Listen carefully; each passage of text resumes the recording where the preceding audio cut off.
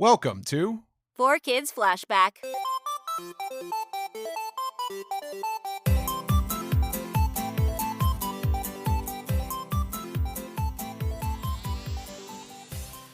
Hey, Tara. Hey, Steve. Oh, it thought I was talking to Siri when I said hi to you. That was weird. Well, anyway, welcome to 4Kids Flashback. That will be the weirdest opening of all time. But today you're going to hear from Jim Malone. Who worked at Pokémon since the very beginning. Yeah, he was there. He did so many jobs at 4Kids, maybe the most of anyone we're going to talk to. Producing, writing, engineering, music. This is the first episode where we'll be talking about some of the music at 4Kids. Mm-hmm. And a really interesting insight on the difference in working on some of these anime series and how much the Japanese side of it was involved. Yes, that's true. So if you guys want to hear these episodes early and ad-free, tell them where to go, Steve. You could go to patreon.com/4kidsflashback. That's the number 4. That's right. If you spell it, there are no guarantees what you'll find. Also, we have a website, 4kidsflashback.com, where you will find a link to merch with the awesome logo that Steve designed for us. So check that out. And without further ado, I learned what that's called when you say dieu. That's called a liquid U. Did you know that? Didn't know there was different properties of U. So yes. So without further ado, here's Jim Malone.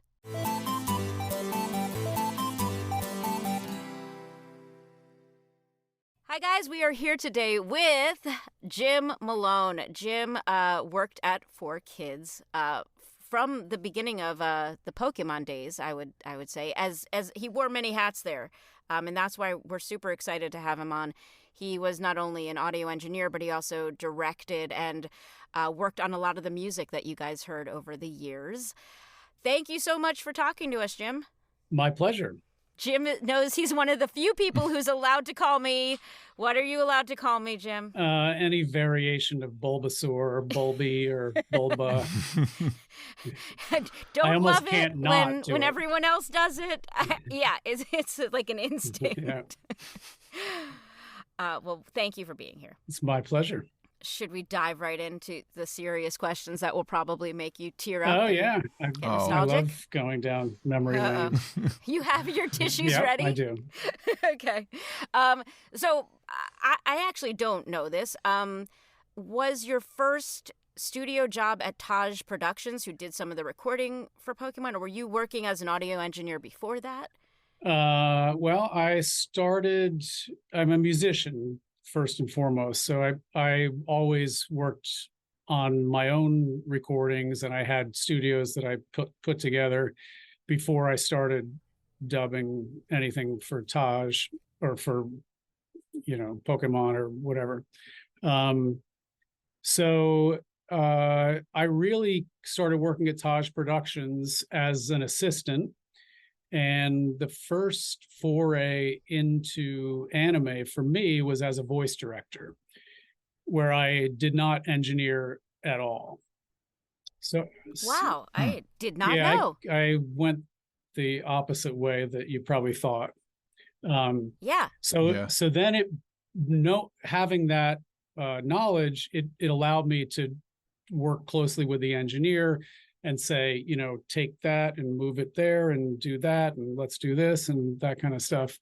And that ultimately, to put this as kindly as possible, it got a little frustrating to verbalize. Well, because you knew how to do this stuff. Right. There was a step that was redundant or unnecessary. So I just said, let me just try engineering while I direct, and Taj Productions was the first place I did that. But I had already been working in anime dubbing, and also the first full season of Pokemon we did in another studio where I was strictly one of the buttons. Yes, indeed.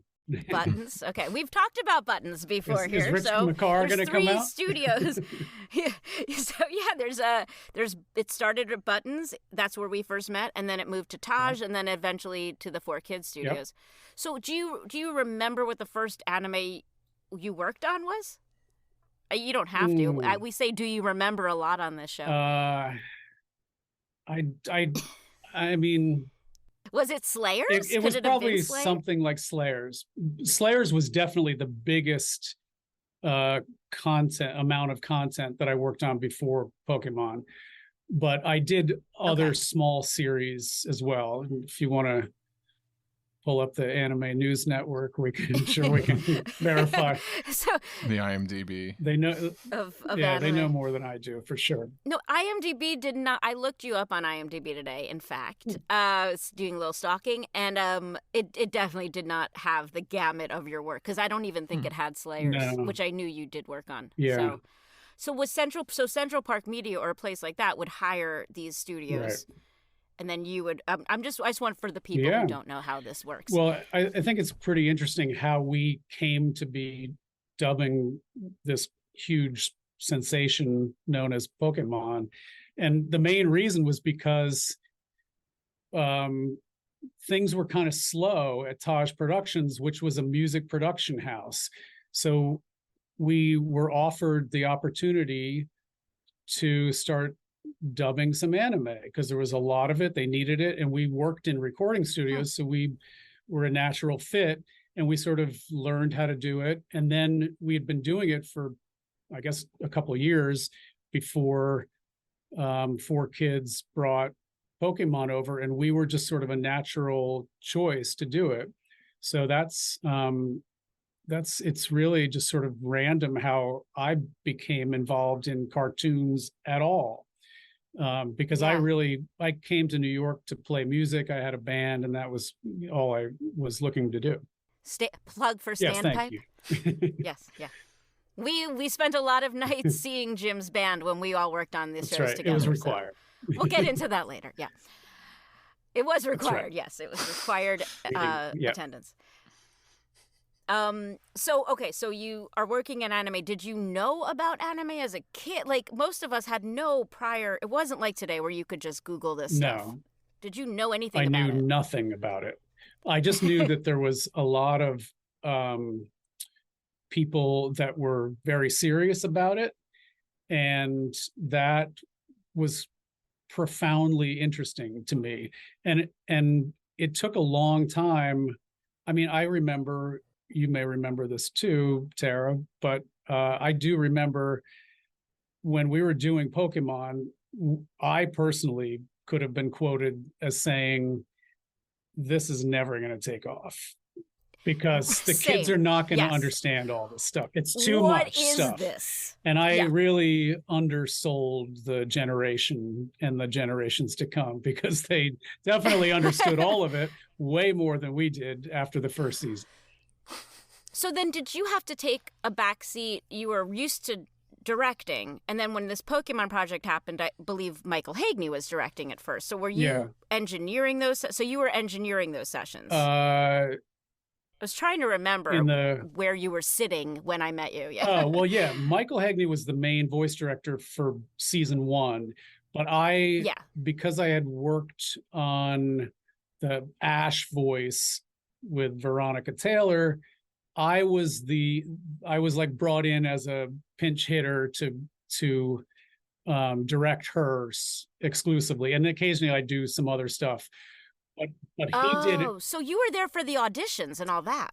Were you there for that? I was there for the auditions for sure, but I also did a lot of auditioning in my studio on the Lower East Side. Is that legal? Easy now. It was a lot of times. I mean, this was probably after we were doing stuff at Button Sound. Larry would say to me, Larry Juris, who owned Taj Productions, would say, we need to do some auditions. You want to do them in your studio?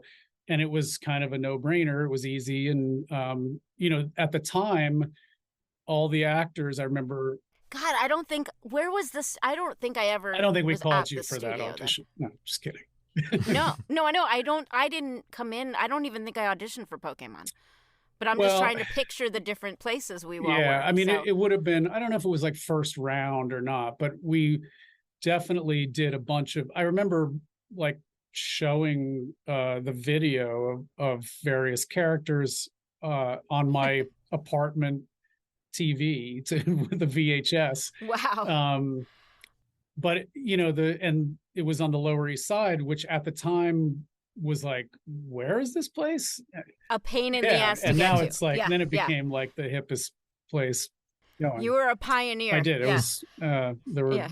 It's all I you. cleared the rats for everybody. Okay, so this leads me to another question then. Would you remember what equipment you were working on, like the software, the hardware, the for the tech geeks Sure.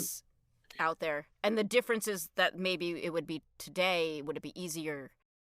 Well, we were definitely, in my home setup, I was working on what was known as Logic Audio at the time before Apple bought it.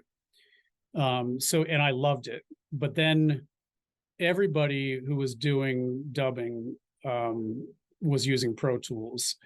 So I was going to work and using Pro Tools, and then in my home studio I was using Logic, and I had to surrender to Pro Tools, and eventually it just became very simple to use, and I appreciated the simplicity when it was, you're worrying about a whole bunch of other stuff, like just getting the episodes done and rewriting lines and things like that.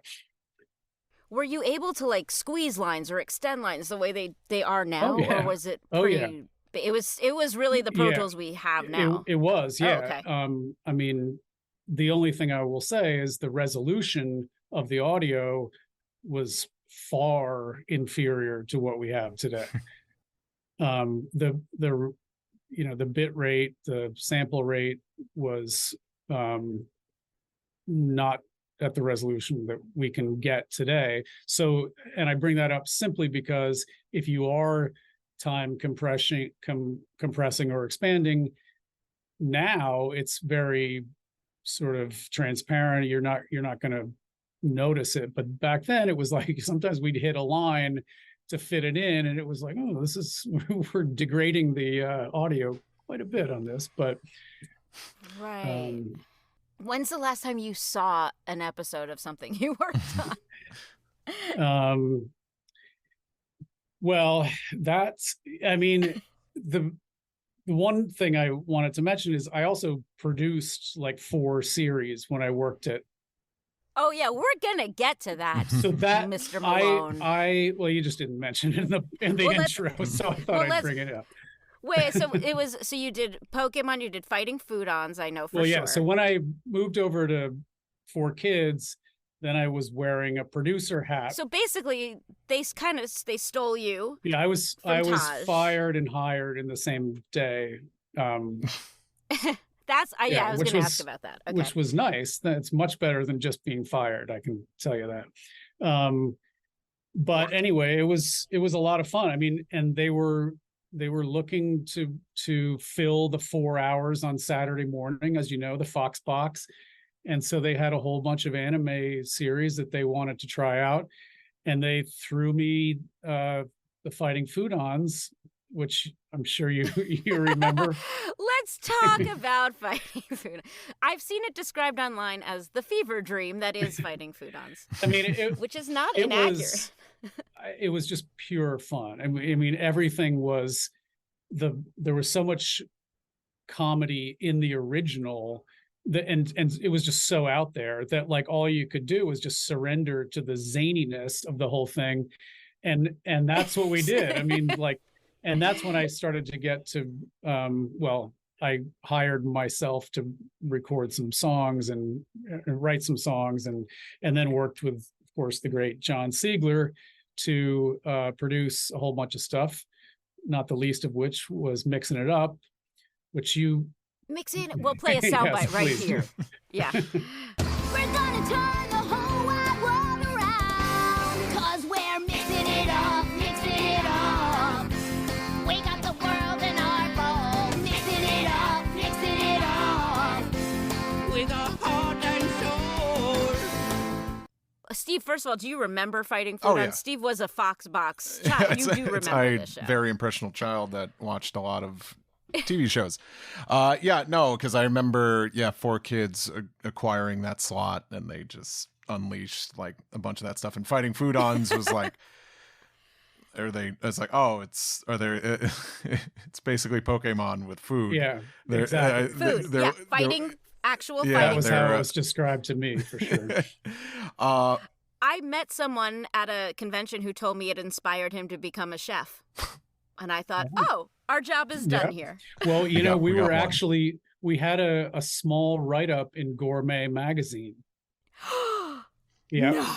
It was a, Wow. like a little, not a large in-depth article, but he made a was- sign it was a with his blurb, hands for blurby those of kind you of thing. listening. Yeah.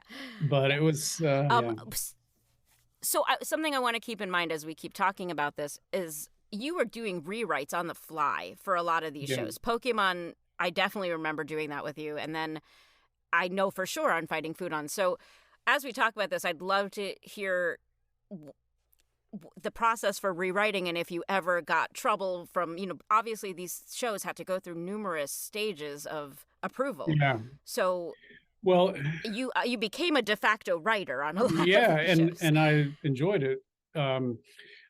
That part, my ability to do that was definitely a side effect of being a songwriter and a musician, because just knowing the rhythm of something and just being able to fill in syllables is something you do when you write a song. You're marrying words to rhythm as well as melody, but that's kind of what it is so a lot of times, you could get a great writer to write an episode, but the matching the lip flap is a very technical aspect of it. So if you're writing something, it's hard to make sure that you're matching the lip flap. And one person's idea of lip flap filling may be different. Well, they're reading it in their own Reading head. it- Yeah, they're that's a reading good it at a point. different Yeah, they're reading speed. in their own Yeah. head. They're not necessarily working right there with the actor who's voicing the character. So it's just, I think it was really, to do that on the fly, it was just easier and fun because the actor was right there and you knew the rhythm, you knew the speed of the energy that was happening. So you knew this line isn't going to work because there's not enough syllables. So it was a lot of and then I really tried to not just fill in syllables. So that kind of sometimes gets you in trouble. You would start with uncontracting a word. Like you would start with, like, if it said like I'm going now, we would start with, okay, just try saying I am going now, and we would Right. or the opposite of that. If that didn't work, we'd pad I'd it, probably or- say something more like, I think I'm going to head out now, or I think I'm going to go now, because I didn't like to Right. do anything that made it seem too stiff. Like I didn't want to Oh, yes, of sacrifice course, the but- naturalness right. of it. But you didn't know I was still so passionate about this conversation after all these years. about lip flap. I want to say, and just this is not to blow your ego up, but what Jim was doing, I think it was really unusual for someone to be engineering and directing at the same time. I mean, even today, and again, I don't work with everybody, but there's only two people I work with who do that. And one is Susie Goldish, who worked at 4Kids with us and probably maybe learned some of this from you. I don't know. And then someone else also who's a musician. And I think that really made you good at your job, having that ear for music and the timing stuff. So it makes sense. So that's all the complimenting I'm Thank going you. to do Please, for today. no But more. I yeah. can't take it. So when you did do rewrites, was there a chain of approval, Oh. or did you just submit it and hope they were? I got in trouble a lot, but it was, it was like, well, after a while, it was like, if it works and we're on deadline, we've got to get this done.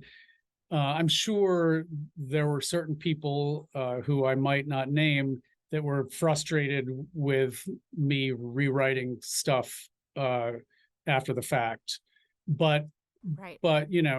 generally it worked, and we had to keep going, so they kind of had to put up with it. A lot of the questions people have when they ask me about 4Kids are censorship issues. And as a producer, was that something? Tell us what shows you produced, and also if you had to deal with that in your job. Yeah. So I produced Fighting Foodons, and I co-produced Shaman King, and I produced Mew Mew Power and Magical Do Re I don't Mi. remember that. Yeah. Oh, yes, I did see that music on your site, which we'll plug very soon, Little Big North. So now, when you started producing, did that mean stepping aside your directing and engineering jobs, or were you doing everything? Yeah, I had to learn to get out of the studio, and that was, it took some getting used to, but we had a great crew on all those shows. So I really got into writing songs. I mean, I think I did like something like 20 songs while I was there. Wow. And 3 or 4 of them were themes. So we shoved a lot of featured songs into the shows. Oh yeah, there was one I wanted to. I started listening to them, and then I did realize that I would never stop singing them. But there was something I heard today on your website. I believe it was something like a hoedown, like a Pokemon hoedown. I can tell you about that. Yeah, please do. That was a little different because they wanted to use the original music track. They didn't want to reproduce the song because they needed it to be done quickly. What do you mean by original music track? The Japanese recorded music. Oh, the Japanese. They had recording. it, just scripts. They had a music only track. So I got to sort of write to rigid. We couldn't change the music at all. So I got to do. I was inspired by the original. So I got like the feel and the rhythm and everything, but I had to write the song, and then because I guess can do a voice like that, I wound up singing it, and then I did the Johnny Cash bridge in it. Wait, so you're saying that the instrumentation is the original Japanese instrumentation all the music on that track? On that track is the original Japanese, which I never did for any other song. I was going to ask, no other song did that, right? Only Pokemon wanted that. Yeah. Do we know why? Was it to save?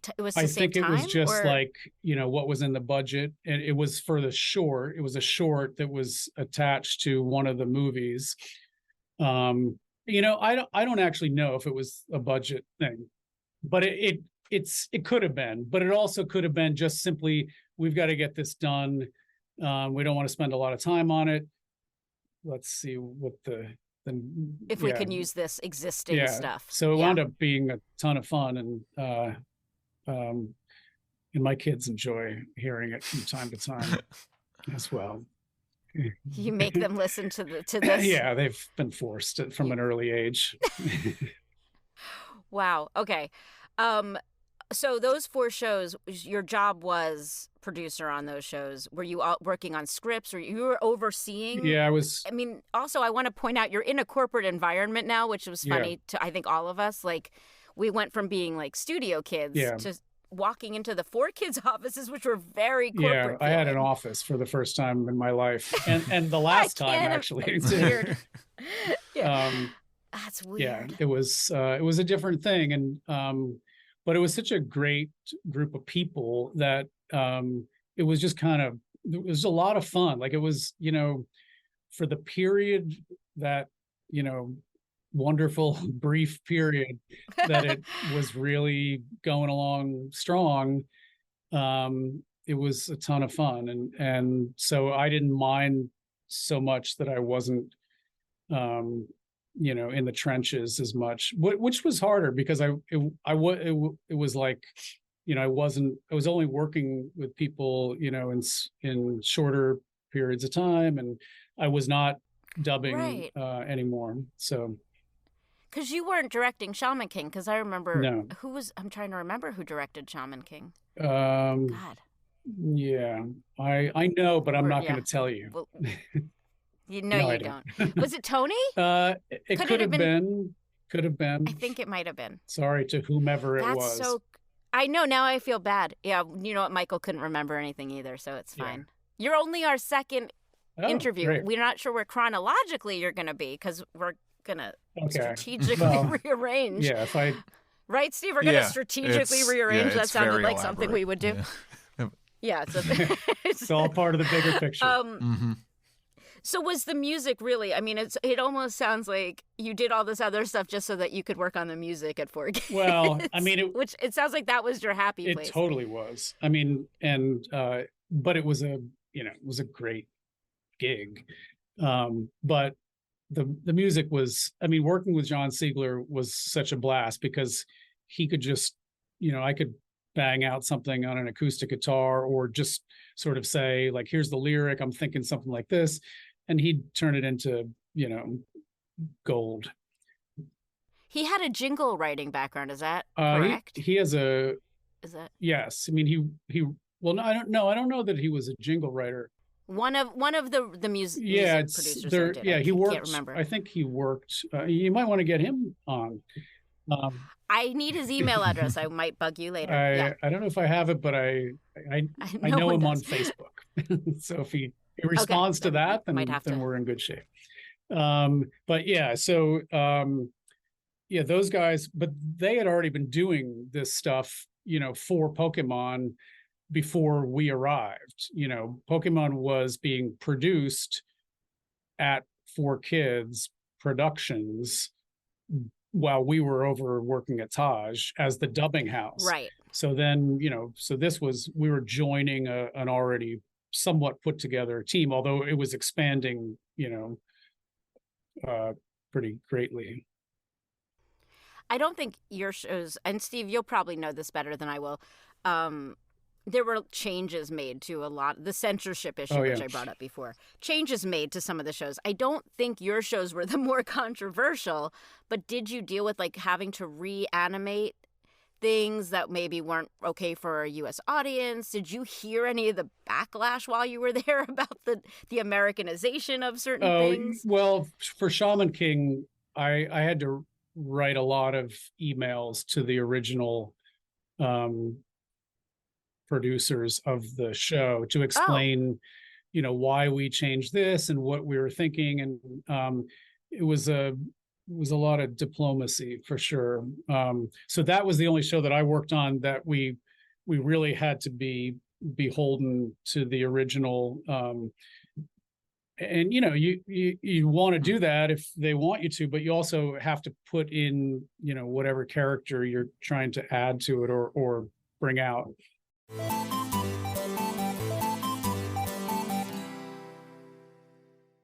So what was the chain of approval then? I mean, and the timeline, like it's crazy now because we're doing things like simuldubs. We're releasing a dub a week later. Did you actually have time to submit this to the team in Japan, who then would come back with notes? So how many sets of notes were you? I don't know that that process went away, probably after the first couple episodes, maybe even after the first. But yeah, they would they had, the final say. And then once they were comfortable, or as comfortable as they could be, they, we were sort of left alone. But then, then you have to remember these were going on network television. So there was, there was that to deal with as well. Fox had to approve things Right. also. So do you remember having to reanimate anything in the shows that you worked on while you were there, which I'm sure that increased the budget of any show you were doing? Yeah, I mean, I know we did a bunch of times, but the only one I can really remember or the ones I can remember are when we had to remove a gun from a hand. Was that on One Piece or on one of your shows? It was definitely People talk about the One Piece Oh, guns all yeah. the time. I can Yeah, I I can remember specifically. I think there was a hot dog character in Fighting Foodons. right, A thank cowboy you. who had 2 revolvers, and I think they were Yes. replaced Hot- with like ketchup and mustard guns. Yep, that's exactly right. Thank you. Wow. Thank God you're here. Jim, do you remember? totally remember Did that. that note come from you? But who declared Mhm. that? I mean, I that's- want to know who was making these decisions. That's a standards and practice thing. That's a television, I don't know what it's like now, but at the time that was, there was no way you were going to have a gun on a airing during a children's time slot. But when did that air in Japan then? Oh, That's that where I'm wasn't confused.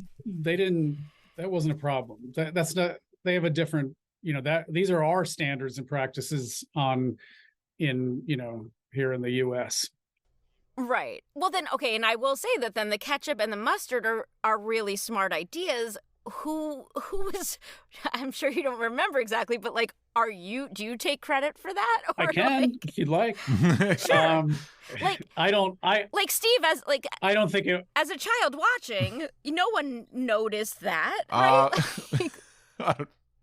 You think you did? right away. And then again, I was older. I think when the Foxbox era, that was like fall of 2002. I was Yeah. 13 years old.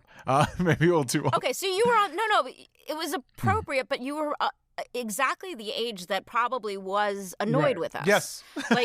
Right. Yeah. You were the hate I think mail. it's I don't know, and just being like an artist too, just visually I'll pick up on some things, animation wise. So I think even when I was watching Pokemon, I could tell I could point out that Comic Sans and Pokemon. I'm like, I don't know about that. I would say, probably the first thing that made you notice it, not so much that they weren't guns, but just that it didn't look like he was squeezing. It would have been funny if he was actually using them as guns and they were like squirting, and that would be kind of funny. Mhm. But I think they were probably just there. Yeah. It's like here's a ketchup and here's a mustard. Okay, let's move on to the next problem. Was that a big headache for 4Kids when they had to change that animation? Because again, I'm thinking that was not. It probably wasn't cheap to alter the animation. Well, I mean, they had a whole department that could work on that stuff. So The non-gun department that just basically took guns out of they shows. didn't- Yeah. I don't know if there was a whole department that put ketchup and mustard in characters' hands, but they definitely I like to think there was. they definitely did a lot of that stuff. And sometimes they were just making promos, and it wasn't changing something from the original. It was just original Oh. artwork that had to go into, to tell somebody else's story about a promotion or something we were doing. So they had a Right. team. They had an in-house art department that. Art Yeah. team. Okay. Oh, yeah, promos. That's a whole other conversation. See, as an actor, I was not aware of young Steve at home hating us. I was. Were you as a Yes. producer? You were aware. You And know, you shielded you know us why from I was this. aware of it? Because of my early experience working on other anime titles. So because I Okay. worked with some people that were very serious about it, and I heard gripes from them about various things we were doing. I of course didn't take it that seriously, so I didn't. It didn't bother me that much, but I do remember when we worked on Shaman King, that that was the most I ever had to remain faithful to the original, like with a watchful eye of the creator over us. Yeah, and I think the fans did appreciate that, and Absolutely. I don't think it took away from the younger No, audience. I think that was think the it detracted at all. one that we didn't get as much flack for. Mail from Steve. Yeah, we didn't get as much. Steve I did was a not Shaman King fan. handwrite Well, letters. I was curious because even like the Shaman King dub, there's still like, character names were changed or, something more westernized. Morty. Yeah. Was that something like, what was that like communicating with, the creator or just the producers on the Japanese side? Was that something, because I that's like, it was a staple at the time of these dubs to, I don't like to use the term Americanize, but kind of just, that's absolutely adapt. the term. Yeah, that's the term we used. I mean, that was that was what the way we saw it. That was what we were doing to make it. We weren't, with all due respect, when I was working at 4Kids, our target audience wasn't the anime faithful.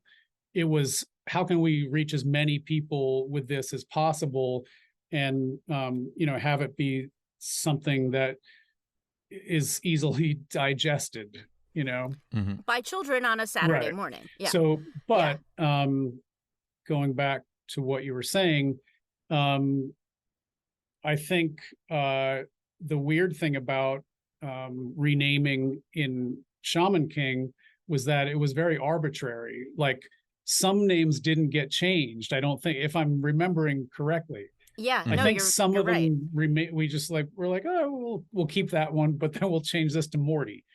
I don't know why what the criteria was to change names.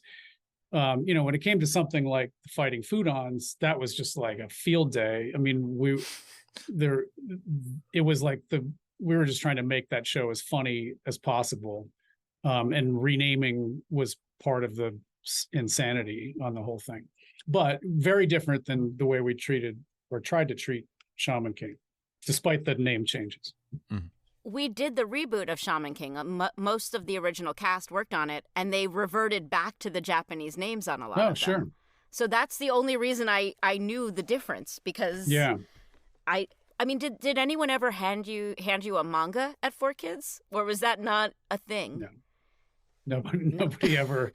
It's so interesting, because you would have thought that maybe the Japanese team would have sent you that they definitely stuff to did. look at. They definitely did. But no one ever made you look at that. We looked at it. It was, but we were tasked with something completely different. Right. And there was a sense of urgency. We had to produce this thing. We did have deadlines for television, so we could only do so much. And like I said before, it was how can we reach as many people? So whenever you do that, you're watering down something to, it's just like with music, like writing. The more universal it is not necessarily sometimes best. It does, but not necessarily. But yeah, so we definitely took a lot of liberties when we Well, that's what's so interesting. Now I see the people who were angry are also appreciative, because it was an entry to anime for a lot of people. So they were allowed to watch it because it had been changed. Absolutely. And by the way, I just wanted to mention, anime was not nearly as popular then as it is now. Like, my daughter watched a ton of anime just out of the blue, not like with me, just because she unprompted. She found it on Netflix, and she devoured a whole bunch of stuff. So it's much more accessible, for one thing. It's not a niche kind of thing, and it's just much more in the popular culture than it used to be. Yeah. Well, that was a lot of the catalyst for the podcast, is that these animes huge, bigger than I've ever seen it. You know, I think kids growing up would watch Pokemon and not put the word, ever associate the word anime. They just like this cartoon. Yeah, I think that's true. Yeah. Now you walk into a mall and there's 5 stores that are, you know, have some kind of anime or Japanese culture in them. And it's awesome. And I kind of wish we had done this during that time. You know, it would have been fun. It would have been a completely different experience if we were fully indoctrinated into the world of anime before we did anything. But that was so not what happened. You know, not even a little. It was just, you know, in the very beginning for me, it was very much a job, which I took seriously when I worked on it because I like to do good work. But I didn't have a sense of, for lack of a better word, respect for the original. You know, I think if you're dubbing, for one thing, you're already altering something, like rather than watching a subtitle.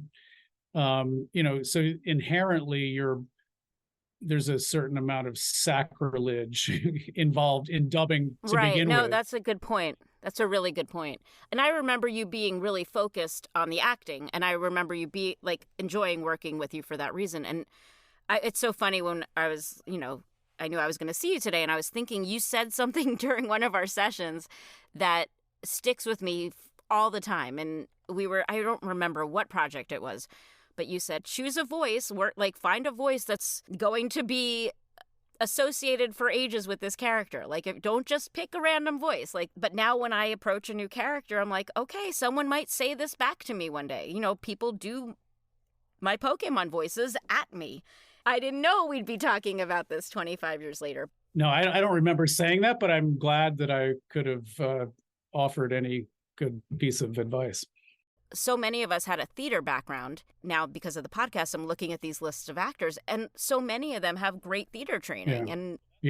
Well, that's definitely, I mean, the correlation between stage acting and voice acting, especially for anime or any kind of animation, is definitely a very apt correlation, because that is the muscle. It's not TV acting or commercial acting or anything like that. It's a heightened and the first time I ever tried to get behind a microphone, it was ridiculous to do a voice or whatever, because I had I mean, I got better at it, but it was just laughable. I was so underperforming the role or the copy, whatever it was.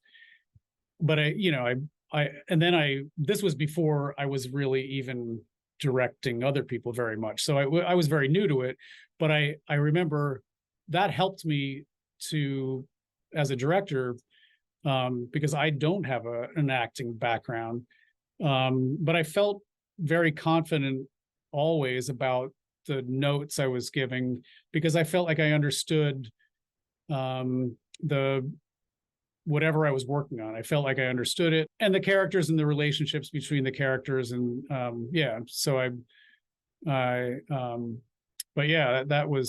that I think is why there are so many stage actors who came on board. Yeah, that's a good point. Steve, was Shaman King one of the videos that you showed me the other day that had that uncensored content? Maybe Jim can answer that question for us. I'm curious. Yeah, I was thinking of bringing this out since Jim was involved with Shaman King. Do you recall these and talking just about the changes and just the kind of dubs 4Kids was putting out? Do you recall the uncut dubs of Shaman King? Very short-lived.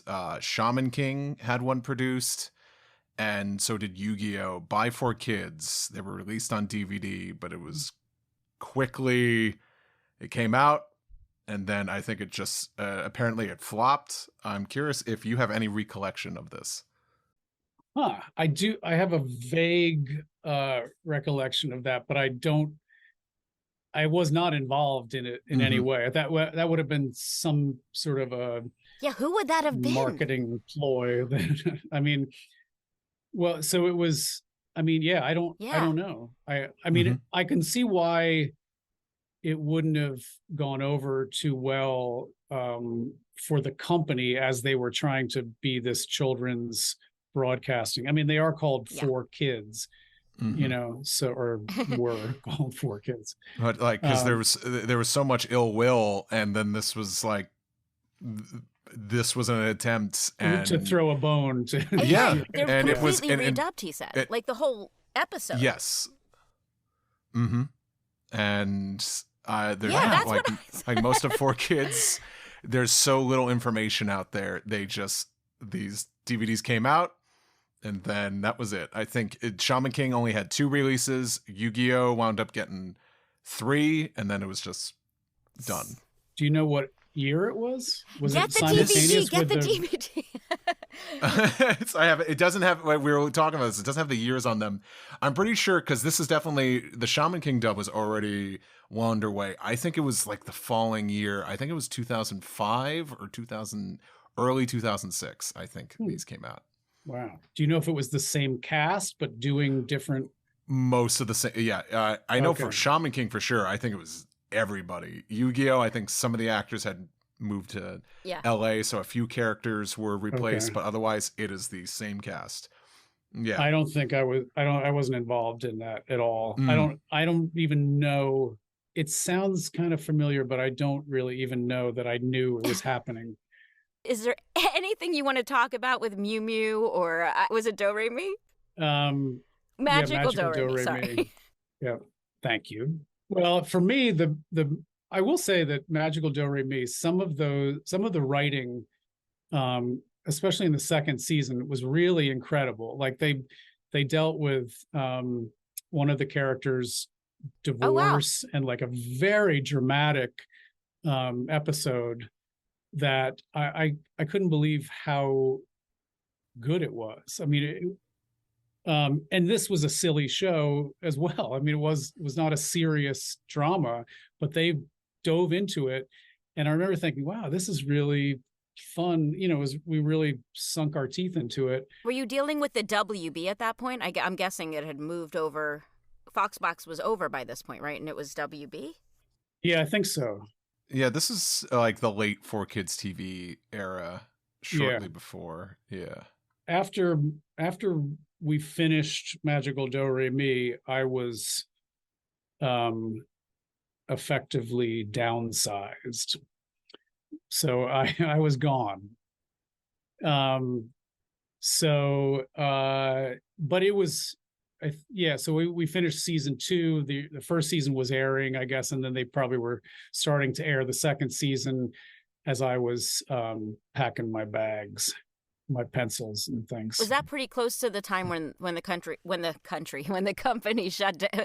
With it, the country shut down Yes. after I Was left. that around close to the time when 4Kids was calling it quits as a company, or? Oh, no. I was, I mean, the writing was on the wall. So for you felt it sure. in the air there. Well, without getting too ridiculous about it, because it's a long time ago, but they hired a new CFO. Yes. And that was the beginning of the end for a lot of people who they just didn't justify salaries for, they were trying to trim the fat. And it didn't matter that I produced and directed and wrote songs. I was not necessary for the future. It sounds like from what I've done my deep dive into 4Kids, they were really putting their energies into new shows, like I think it was Viva Pinata at that time. Chaotic, that's the name of it. Chaotix. So it sounds like, because I can't imagine they would just have let you go like that, but they were looking more for people who were creating these original shows, and they were doing all this new animation, and in your mind, in their mind, you probably were an anime guy. And it sounds like they were moving into this. It could have been, but I think also it was just simply that the Foxbox wasn't working. Like the whole they were not making enough money. It was totally a financial situation at that time. And I think they wanted to sort of home in on fewer titles and make them work, or do things that cost less to produce. And they were it was just like when they leased that Saturday morning time, the company was just expanding so quickly. It was like, it was like this kind of thing that became somewhat bloated. And then, when we didn't really have any big hits, then it all had to contract. So that's kind of what happened. So, okay, I want to talk a little bit after what you did after you left there, because it's so interesting to me. You say it. Tables is the key word.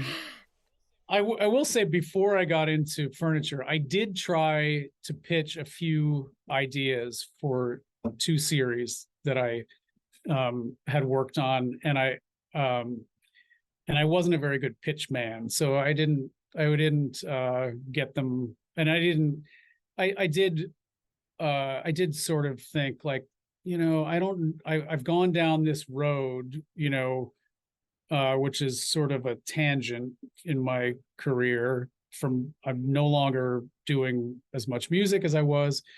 And I just wanted to do something that felt more artistic, and that, I could sort of throw all of my effort into. And so, of course, I decided to start making furniture from reclaimed bowling lanes. Naturally. So, that's typical. But so I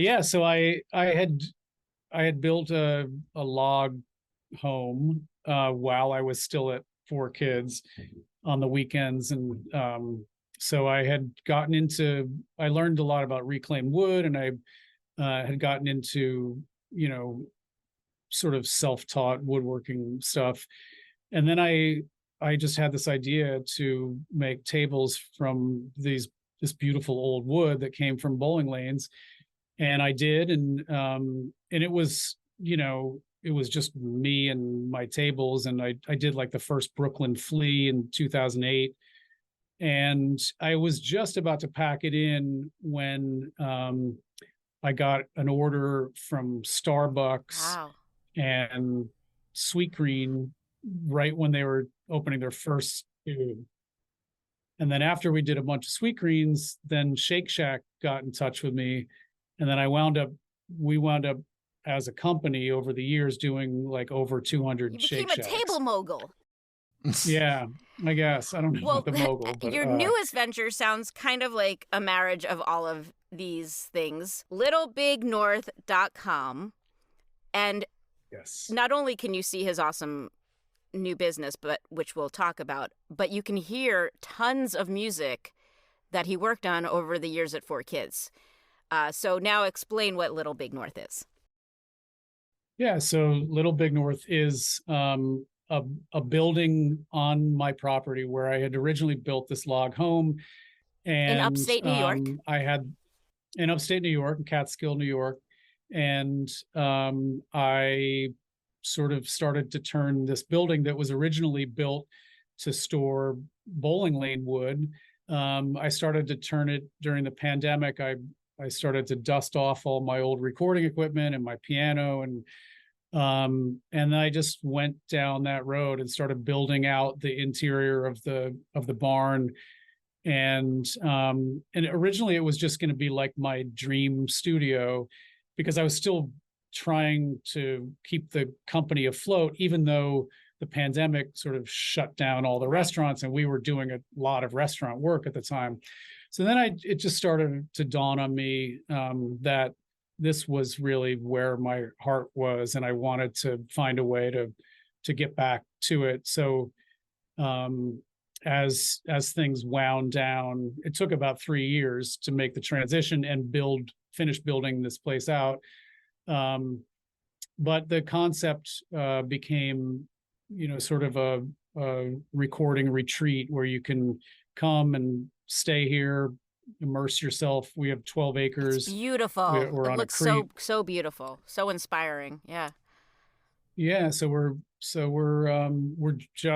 we just launched, and we've recorded a few bands, and it's sounding really good, and it's pretty exciting. Yeah. How many studios are there, or is it one big studio, or like what's the setup there? It's a large, very large live room, which can also be used as a venue. Wow. A small venue. Oh, that's cool. Yeah, so that's like set up as a stage, and then the control room is at the other end, which is where I am, and we have a vocal booth. But mostly we just use the live room with gobos for separation and that kind of stuff. So cool. So any of you musicians out there listening, this is a great place to record even if you just want to do a song, or like I saw there was a package for like a couple songs. So it's a couple, week there to write your music, and even just to write and be inspired by nature and get out of the city. Yeah, we're offering, sort of, I put together some package ideas. One of them being sort of a songwriter stay and play package, where I would sort of help you realize your vision for your song. And then others is just, you can come here with your band and stay and record, and wake up the next day and stroll up to the barn. And are there animals? Keep going. I might have to fly out. They're not. Okay. There are animals all over, but none of them are what you would call my So animals. I wouldn't be milking a cow. Okay. No, not yet. All right. Once you have that, if that was necessary, we could bring one in. There's a rent-a-cow option. Okay. We're getting silly. So, Steve, did you have any questions before I wrap it up? Well, now that we're on the topic of music again, has your time writing, or just, producing some of these songs at 4Kids, has this come back to you in recent years? Because I'm not sure if you're aware, one of the highest praises 4Kids gets, despite so much of the criticism, is they knew how to make some killer original songs. Some of the most praise the company got was their dub themes were on point.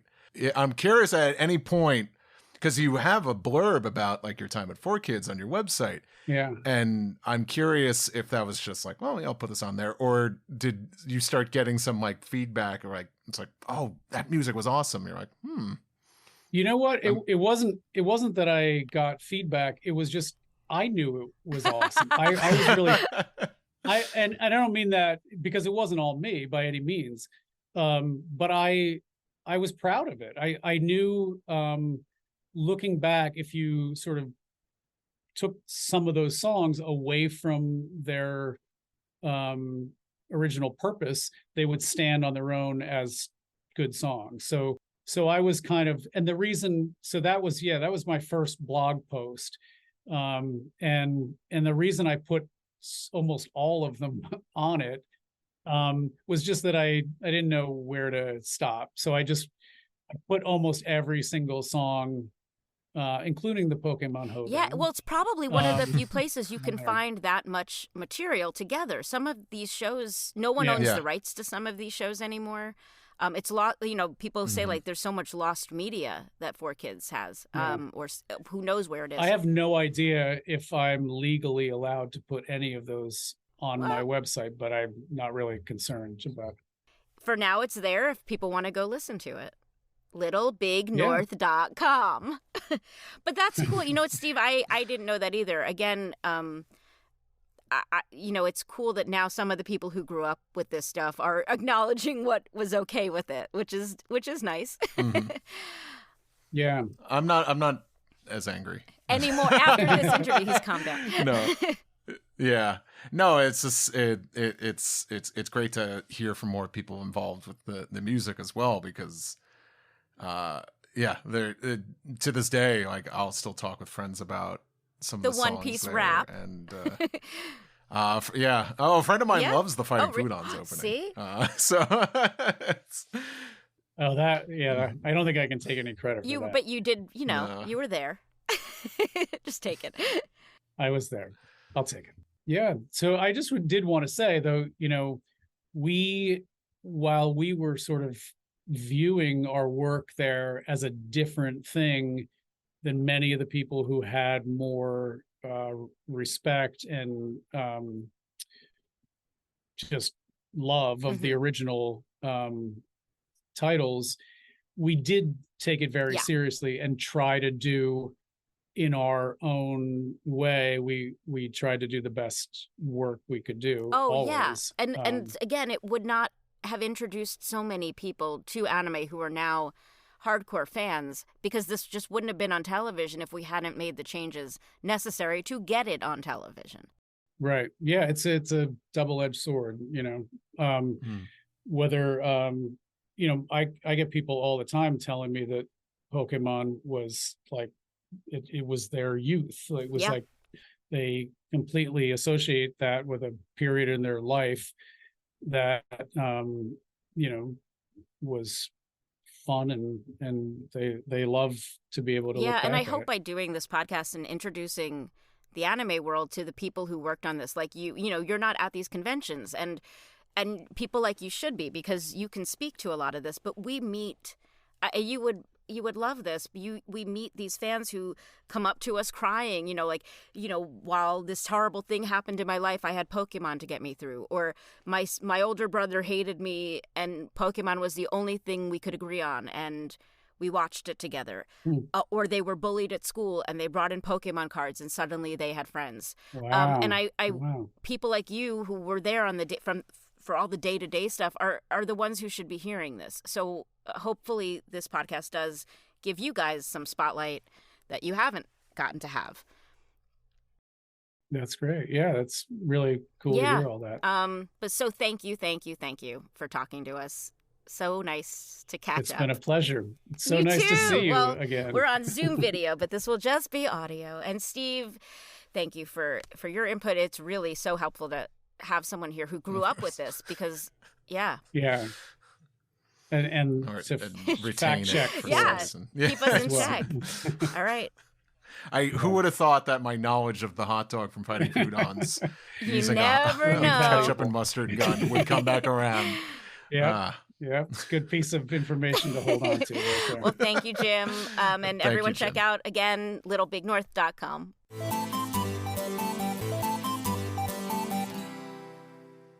And that was Jim Malone. Yeah, definitely like an interesting perspective on 4Kids for me. Hearing, I hear so much from the voice actors. It's really cool to hear about someone who was producing, who was working on the music. Definitely a unique experience for Jim's experience and mine too, getting to know him more. Yeah, and talking to someone who was there through the highs and the lows of the company, because he really was there for a long time. So he definitely has a unique perspective on it. Check out his website. Once again, that is littlebignorth.com. I can't wait to hear all the music you guys make there. Yeah, and let us know. Yeah, definitely send us your music if you go up there. And I guess we'll see you next week. Catch you then. Catch you. I see. I see. Yeah, I what you're realize doing there. maybe I'm doing it on purpose now. A little bit. That's our new catchphrase. Oh, well, shut up now. Cool. We good? Oh, no, we forgot to say you can go to patreon.com/4Kids Flashback to sign up to get episodes early ad-free. You can go to our website, 4kidsflashback.com, for links to merch and all the places to hear the show. And I think that'll do it. 4Kids Flashback is a production of Maji Media, hosted by Tara Sands and Steve Yurko. Producers are Zach Logan, Tara Sands, and Steve Yurko. For more information, go to 4kidsflashback.com. That is the number 4. And if you worked at 4Kids and have a story you want to share, please email us at 4kidsflashback@gmail.com. You can find us on social media at 4Kids Flashback, and to listen early and ad-free, head to patreon.com/4kidsflashback. And for podcast merchandise, find links on our website and Linktree. As they say on every podcast, if you liked this show, please subscribe, rate, and review, and tell your friends, or 4. If you want to check out other Maji Media podcasts, go to Maji, M-A-J-I, .media. Thanks for listening.